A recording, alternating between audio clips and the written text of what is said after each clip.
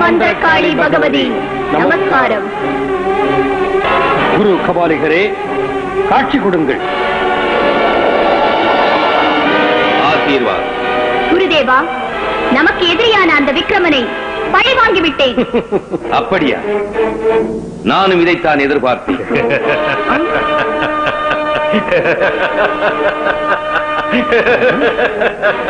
கதிரவன் மேற்கே உதிக்காது கபாலிகா. விக்ரமாதித்த சூரியன் கிழக்கே உதயமாகிவிட்டான். அவன் உமது தீய சக்தியை மண்ணோடு மண்ணாக புதைத்து விட்டான்.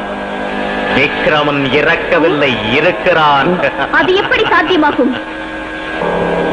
பாருங்க, விக்ரமன் இருக்கும் இடத்தை இப்போதே தெரிந்து கொள்வோம். எங்கே அந்த விக்ரமனை காட்டு. ஓம் ரீம் ஸ்வாஹா.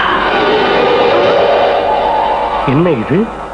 குருதேவா, இது என்ன அதிசயத்திலும் அதிசயம். விஷ நதியிலே சிப்பாய்கள் அவனை தள்ளினார்களே.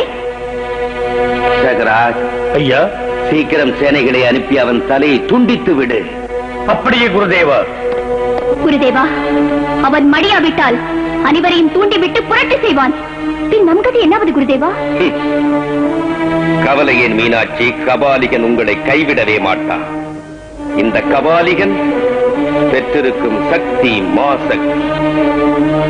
எப்போதும் இருந்த இடத்தில் இருந்து கொண்டே எதிரிகளை அழிப்பே.